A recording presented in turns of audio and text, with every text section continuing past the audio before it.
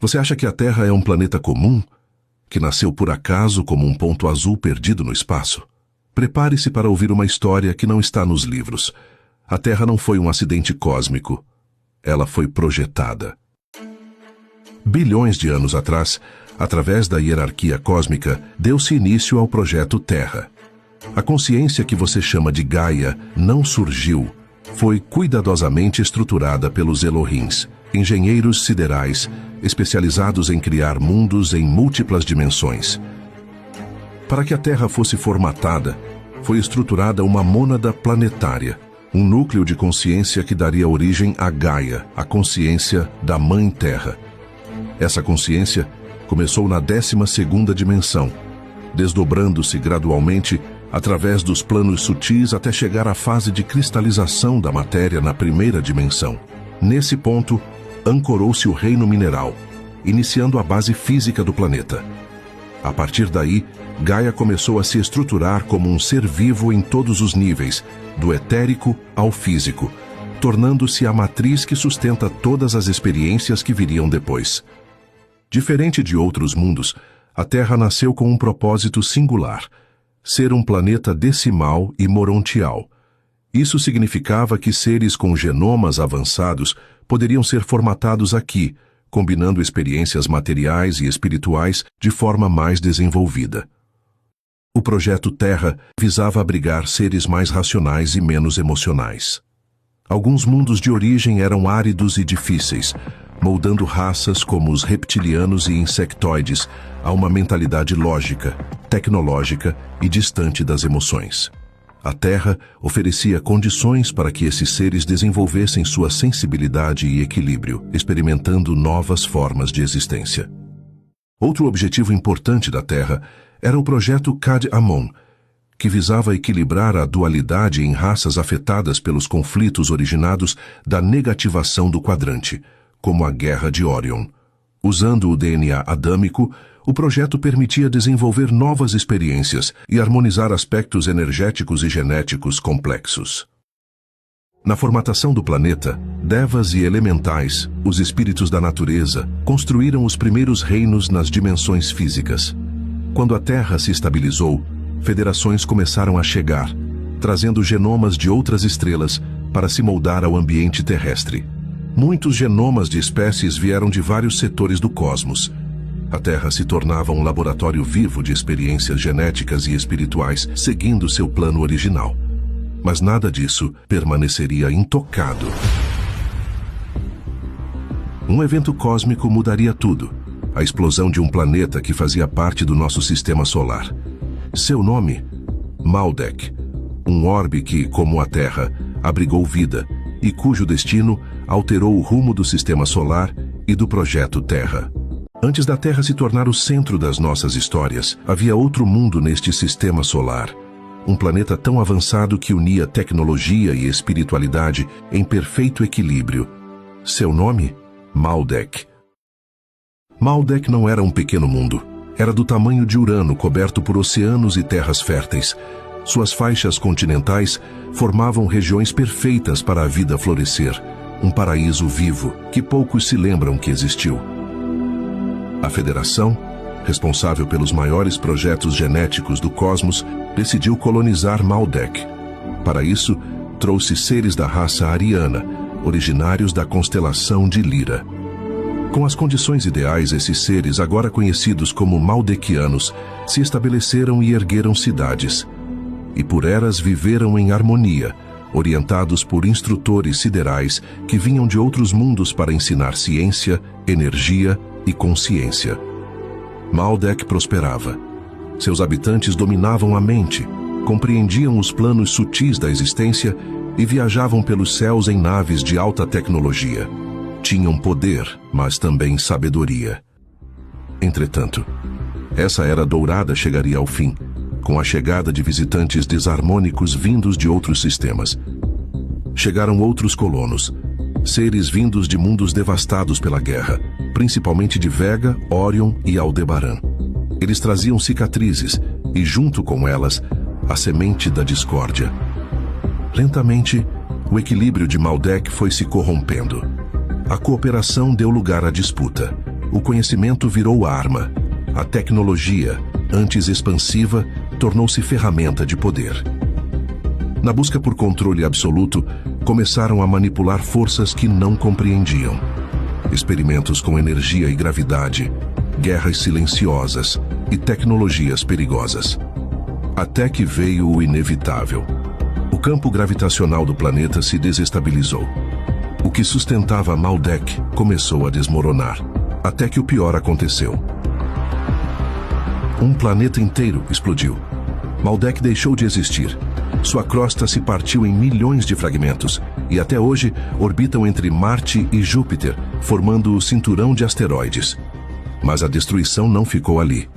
O choque alterou todo o sistema solar. Luas de Saturno foram arrancadas de suas órbitas. Plutão e Mercúrio mudaram de posição. O eixo de Urano foi violentamente inclinado. E a Terra foi empurrada mais próxima do Sol. O resultado? Ondas de calor derreteram antigas calotas polares, um evento lembrado na nossa história como o período Paleozoico. Mas nem tudo acabou com a explosão. A destruição de Maldek não apenas alterou órbitas e inclinou planetas, ela preparou o palco para algo ainda mais grandioso, porque o impacto cósmico daquele evento criou as condições perfeitas para um novo ciclo biológico na Terra, um ciclo que daria origem aos maiores seres que já caminharam por aqui, os dinossauros. A versão oficial sobre os dinossauros você já conhece. Eles surgiram, dominaram o planeta por milhões de anos e foram extintos por um asteroide. Fim da história. Mas e se eu te disser que isso é apenas metade da verdade? Fique até o final e eu vou te revelar a outra parte dessa história, aquela que poucos conhecem. Depois da destruição de Maldek, o sistema solar ficou um caos. As órbitas se desalinharam.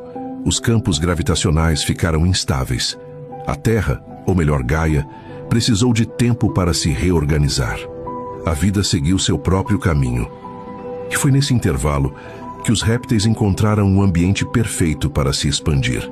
Resistentes ao calor, às mudanças bruscas e às novas condições da Terra, eles se tornaram os soberanos da superfície.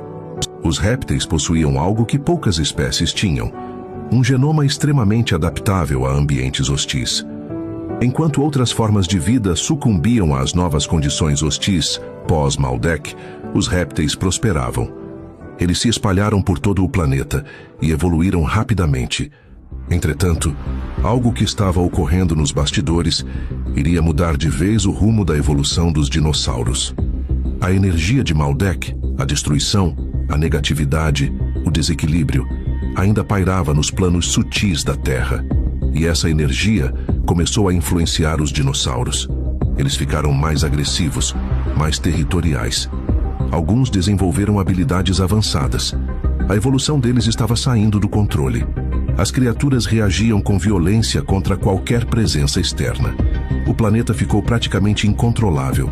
As raças mais elevadas, porém pacíficas, tiveram que se retirar para sobreviver e se refugiaram nas regiões intraterrenas do planeta. Isso atrasou os projetos de Gaia em milhões de anos. As federações recuaram. Os planos precisaram ser adiados, até que o inevitável aconteceu. As ordens superiores, responsáveis por supervisionar o destino da Terra, chegaram a uma conclusão inevitável.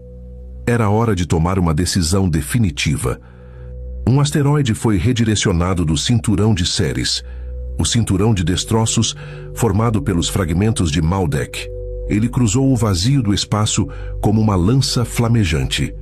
E então, atingiu a região que hoje conhecemos como Península de Yucatán. A rocha tinha cerca de 15 quilômetros de diâmetro. A explosão liberou energia equivalente a bilhões de bombas nucleares. O céu pegou fogo.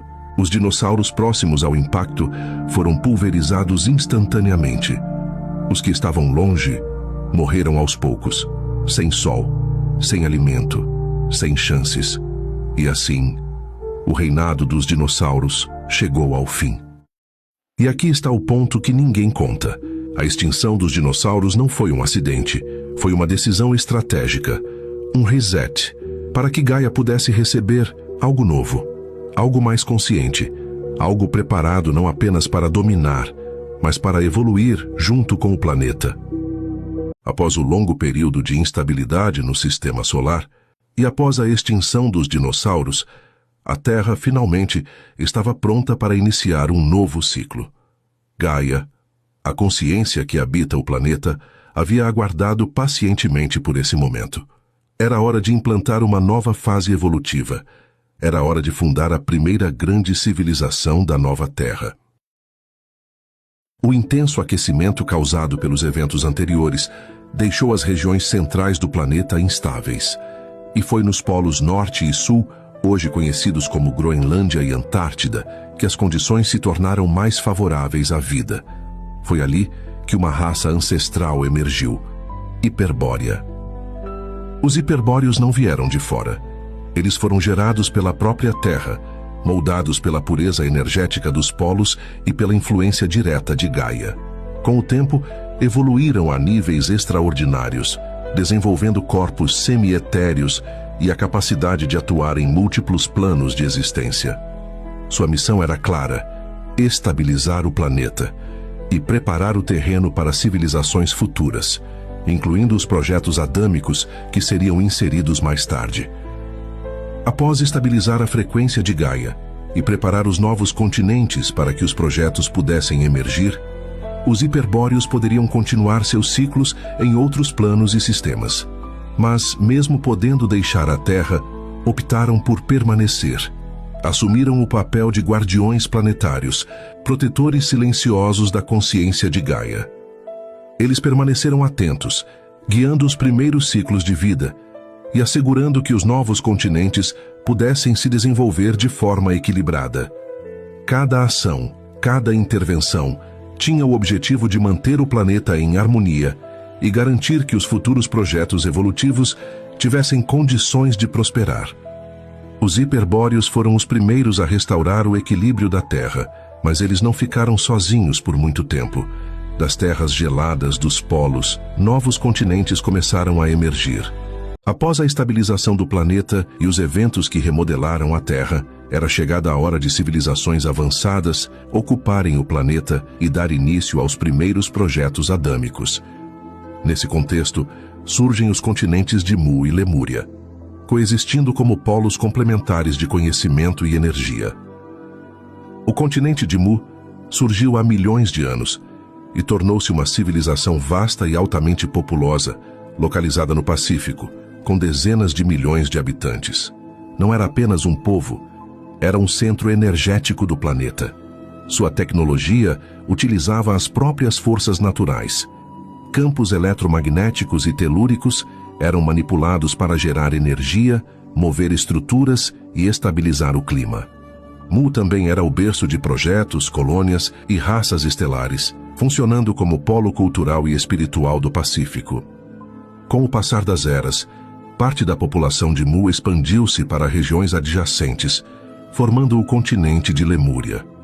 Enquanto Mu era o cérebro, Lemúria se tornou o coração da civilização. Ali surgiram escolas iniciáticas dedicadas à geometria sagrada, alquimia e outras tradições estelares. Mestres lemurianos viajavam constantemente entre Mu, Lemúria e regiões polares para intercâmbio de conhecimento e práticas sagradas. Foi nesse cenário que a Federação iniciou o projeto adâmico na Terra.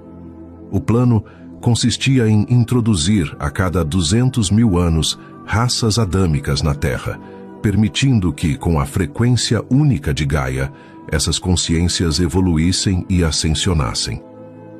O primeiro ciclo trouxe arianos de Aldebaran, que habitaram Mu e Lemúria. Eles eram seres com aspectos rurais, mas capazes de rápida evolução espiritual e tecnológica. Após milhares de anos, grande parte ascensionou, migrando para planos sutis ou outros orbes. Outros permaneceram para auxiliar o segundo ciclo do projeto. O segundo ciclo trouxe arianos de Sírios, que se estabeleceram em Lemúria. Eram seres de densidade maior que o primeiro projeto e mais suscetíveis a desequilíbrios. Com o auxílio dos lemurianos, muitos conseguiram ascender, mas alguns permaneceram ligados à matéria terrestre. Esse resultado preparou o caminho para conflitos futuros, já que o terceiro projeto incluía seres adâmicos negativados vindos das Pleiades. Após as eras de Mu e Lemúria, o planeta estava pronto para uma nova etapa do projeto adâmico. Uma civilização nasceria no coração do Atlântico, uma civilização que uniria esplendor e tragédia. Seu nome era Atlântida. O terceiro projeto adâmico foi conduzido pela Federação, trazendo à Terra seres vindos das Pleiades. Eles foram alocados em um novo continente, Atlântida, um vasto conjunto de ilhas que se estendia pelo oceano que hoje leva seu nome.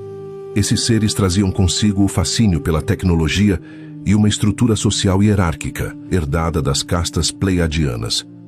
Atlântida rapidamente tornou-se um império de tecnologia e cristal. Suas cidades eram monumentos de energia e beleza, torres translúcidas, cúpulas ressonantes e canais energéticos que captavam o magnetismo da água e o transformavam em força vital. Os atlantes dominavam o uso de cristais de energia, campos eletromagnéticos e mecanismos psíquicos avançados. Era uma civilização que unia o esplendor material à inteligência cósmica. Durante milênios, Atlântida e Lemúria coexistiram em equilíbrio. Os lemurianos, centrados na espiritualidade, e os atlantes, focados na tecnologia, trocavam conhecimento e mantinham uma relação de respeito mútuo. Esse período ficou conhecido como a Idade de Ouro da Terra. Foi uma era de aprendizado, expansão e ascensão espiritual. Muitos seres conseguiram elevar sua consciência e migrar para planos superiores, cumprindo o propósito do projeto original da Federação.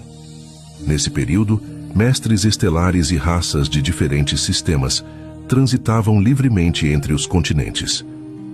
Trazendo consigo saberes de alta ciência, magia e alquimia cósmica, compartilhavam técnicas de manipulação energética, arquitetura sagrada e tecnologias baseadas na consciência. Essas trocas mantinham o planeta em um campo vibracional elevado, expandindo o conhecimento terrestre a níveis jamais vistos. A Terra tornava-se um ponto de convergência cósmica, um laboratório vivo da evolução universal. Entretanto, essa harmonia não durou. O fascínio dos atlantes pela matéria começou a superar sua conexão com a essência espiritual. O avanço tecnológico não acompanhava mais o avanço moral. Dogmas, ambição e desejo de controle começaram a dominar parte da elite atlante. O equilíbrio com Lemúria se rompeu e o planeta começou a vibrar em uma frequência de conflito e densificação. Assim encerrava-se o ciclo dourado das civilizações antigas. Atlântida marcava o auge e o início da queda do projeto adâmico na Terra. Uma nova era se aproximava, mais densa, mais conflituosa e decisiva para o destino humano. Atlântida havia se tornado o império tecnológico da Terra, mas a ambição atlante crescia. A energia cristalina, antes usada para curar, passou a ser usada para dominar. Com isso, a unidade planetária começou a rachar e a densidade no planeta aumentou. À medida que a densificação do planeta avançava, a conexão dos mestres atlantes e lemurianos com os planos superiores começou a enfraquecer. Sem o mesmo acesso às fontes sutis, tornaram-se cada vez mais dependentes e reféns das energias e informações densas disponíveis no plano físico. Como reflexo, os seres humanos adâmicos passaram a manifestar sintomas da degeneração energética: corpos menores, tempo de vida reduzido e condutas cada vez mais influenciadas pela densidade da Terra. A Federação tentou intervir para conter esse processo, mas o apego crescente à matéria e a expansão da densidade tornavam a reversão extremamente complexa. Nesse cenário, seres afinados com vibrações negativas começaram a espalhar discórdia entre as civilizações. Preocupados com o avanço da degeneração, os habitantes desses continentes buscaram soluções urgentes. Alguns recorreram à manipulação genética, outros a práticas esotéricas que, com o tempo, se distorceram em magia negra. Esses métodos deram origem à vampirização energética, uma tentativa desesperada de prolongar a vida e conter a deterioração da consciência. As divergências entre atlantes e lemurianos se intensificaram, resultando em uma espécie de guerra fria espiritual e tecnológica. Ambos os lados se viam como guardiões do propósito original da Terra, mas cada um interpretava esse propósito de forma diferente. Essa tensão inevitavelmente evoluiu para um conflito aberto. Explodiu então uma guerra de proporções globais. Cidades inteiras foram destruídas. A energia liberada por essas batalhas devastou boa parte da infraestrutura planetária. Em Lemúria, poucos grupos sobreviveram. Os que escaparam refugiaram-se em vilarejos remotos, mas foram atingidos por radiações das explosões, o que degradou seu DNA ao longo das gerações. Essa mutação forçada deu origem a subespécies humanas, biologicamente enfraquecidas, obrigadas a recomeçar praticamente do zero. Com a queda moral de parte dos Atlantes e a destruição parcial de Lemúria, a Terra mergulhou em um período de instabilidade profunda. O mundo, que já havia sido regido pela harmonia entre ciência e espiritualidade, tornava-se agora um campo fértil para forças que exploravam o material e a corrupção moral. Foi nesse cenário caótico que um grupo de pleiadianos regressivos, vindos de Nibiru, encontrou oportunidade para expandir seu domínio. Esses seres possuíam vasto conhecimento em genética e mineração, mas sua prioridade não era o equilíbrio planetário, e sim o controle. Eles passaram a interagir muito com os Atlantes, oferecendo tecnologias e métodos que alimentavam o poder, a hierarquia e o apego à matéria. Esses seres eram o grupo de extraterrestres que ficaram conhecidos como Anunnakis. No próximo episódio, vamos revelar quem eram os Anunnakis, sua verdadeira origem e o impacto de sua interferência nos rumos do projeto adâmico.